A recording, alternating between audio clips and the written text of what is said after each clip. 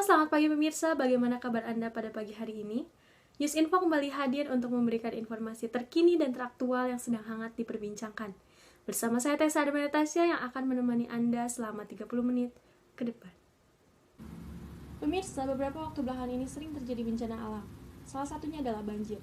Usai diguyur hujan deras pada hari Jumat, Kabupaten Bandung, Jawa Barat kebanjiran. Hingga beberapa rumah warga terkena dampaknya. Aduh, aing mah kebanjiran nih. Oh, masjid kebanjiran nih. Telah terjadi banjir bandang di wilayah Kabupaten Bandung pada tanggal 24 Desember 2021. Banjir dipicu karena hujan yang turun sangat deras dan meluapnya Sungai Cigalumpir, anak Sungai Ciasana, dan Sungai Cibesi.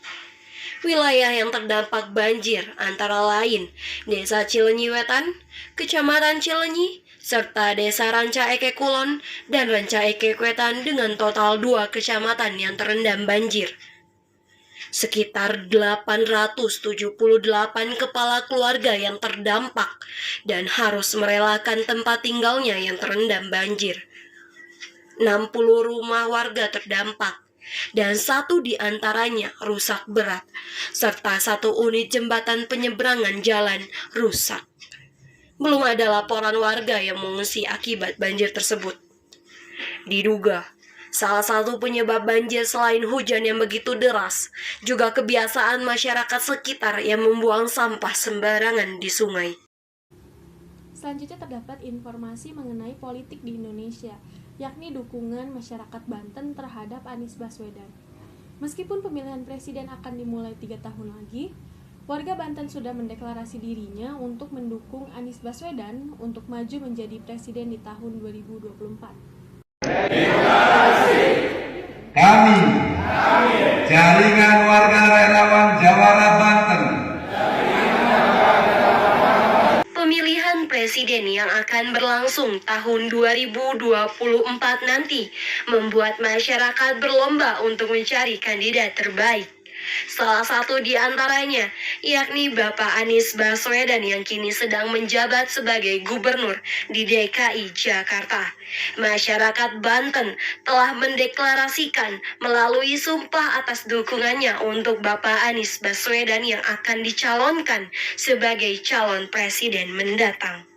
Jaringan warga relawan Anies atau Jawara Banten siap untuk menampung orang-orang yang akan memilih Anies Baswedan sebagai calon presiden mendatang. Semua di kabupaten kota sudah ada. Banten itu? Iya, Banten. Dari Lebak, dari Serang, dari Cilegon semua sudah mewakili. Tangerang juga sudah mewakili.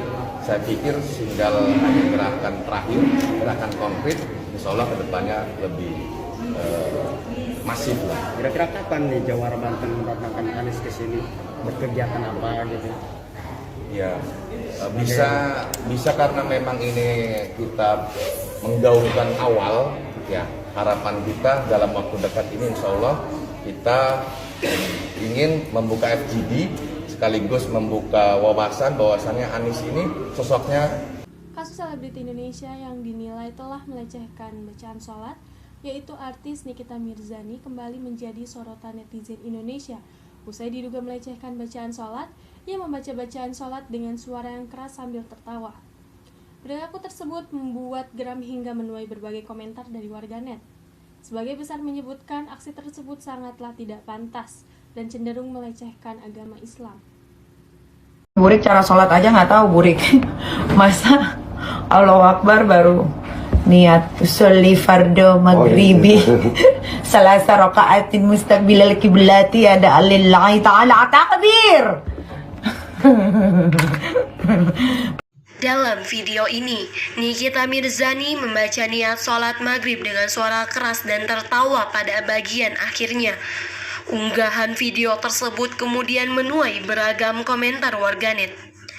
Sebagian menilai aksi mantan istri dipolatif itu sebagai hal yang tak pantas dan cenderung melecehkan agama Islam. Perkumpulan orang Bima dan Dompu Nusa Tenggara Barat yang tergabung dalam organisasi Laskar Kuda Hitam dan Firdaus selaku kuasa hukum Laskar Kuda Hitam akan melaporkan artis Nikita Mirzani jika terbukti melakukan penistaan agama. Hal tersebut berkaitan dengan video Nikita yang diduga telah melecehkan bacaan sholat. That's it. Allahu Akbar, takbir. Masa doa sama Allah sambil sholat, ya Allah, saya dizalimi ya Allah, sama diri saya yang sendiri yang tukang fitnah orang, ya Allah. Aduh. Makanya kalau untuk urusan agama tuh nggak usah disebar-sebar luaskan lah, urusan sama Tuhan aja. Netizen mah nggak perlu tahu. Daripada sosokan mau ngasih tahu tapi salah. Baik, kita beralih ke informasi selanjutnya, yaitu mengenai kasus selebgram ternama di Indonesia yang menghebohkan dunia maya. Rachel V-nya yang menyuap petugas COVID-19 sebesar 40 juta rupiah, Mahfud MD menyatakan harus usut tuntas.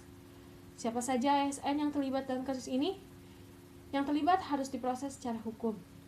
Dalam kasus ini, selebgram Rachel V-nya dijatuhi hukuman selama 4 bulan dalam masa percobaan 8 bulan.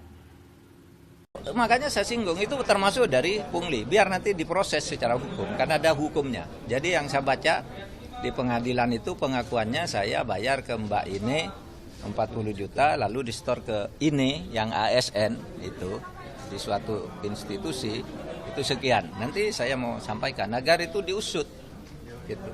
Biar tidak biasa melakukan itu. Berarti yang dari artikelnya itu termasuk pelajaran ya Pak ya, supaya tidak terulang lagi seperti Iya, itu, ya, Pak? iya, penindakan. Tetapi ya itu tadi yang penting bagi saya sebenarnya kesadaran moral itu diutamakan oleh setiap warga negara. Kalau kita ini kan penegak hukum, jadi pakai pasal undang-undang nomor berapa, pasal berapa, kita penegak hukum. Informasi kali ini tidak kalah hangat dari informasi sebelumnya, yaitu mengenai virus Omikron yang sudah memasuki negara Indonesia. Hingga pekan ini terdeteksi ada 46 orang yang terkena virus Omikron di Indonesia, yang sebagian besar berasal dari para pelaku perjalanan internasional. Dengan adanya tambahan kasus ini, total kasus terkonfirmasi Omikron di Indonesia sudah mencapai 46 kasus sejak pertama kali dilaporkan pada 16 Desember lalu. Kasus Omikron tersebut terdeteksi di saat para pelaku perjalanan internasional tiba di Indonesia dan menjalani karantina 10 hari. Sementara beberapa kasus terdeteksi setelah mereka menjalani lebih dari 3 dalam masa karantina. Baik pemirsa, kita telah sampai di penghujung acara. Informasi terakhir ini yang sedang hangat diperbincangkan oleh seluruh rakyat Indonesia. Timnas Indonesia melangkah ke partai final Piala AFF 2020 usai menang dramatis 4-2 atas Singapura.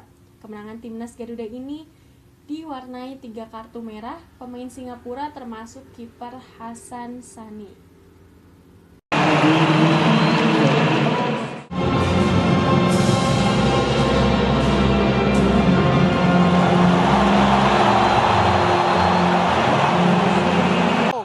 Indonesia akhirnya melaju ke final Piala AFF 2020 seusai mengalahkan Singapura dengan skor 4-2 pada laga kedua semifinal yang berlangsung hingga babak tambahan 2 kali 15 menit di Stadion Nasional Singapura, Sabtu 25 Desember 2021. Kesuksesan tim Garuda adalah buah kesabaran meladeni perlawanan sengit tim Negeri Singa yang tak mau menyerah walaupun mendapatkan 3 kartu merah. Kemenangan timnas Garuda ini diwarnai 3 kartu merah pemain Singapura, termasuk kiper Hasan Suni. Kita patut bangga dengan skuad timnas yang telah mengharumkan nama Indonesia ini. Sebuah peluang yang akan bisa menjadi gol dan mutlak kartu merah. Sangat bebas dan sangat besar.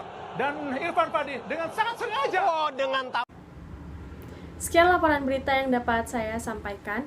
Kita bertemu lagi di minggu depan. Jangan lupa selalu mematuhi aturan protokol kesehatan dengan mencuci tangan, memakai masker, dan menjaga jarak agar terhindar dari COVID-19. Bersama saya Tessa Natasha, pamit undur diri. Sampai bertemu di News Info minggu depan.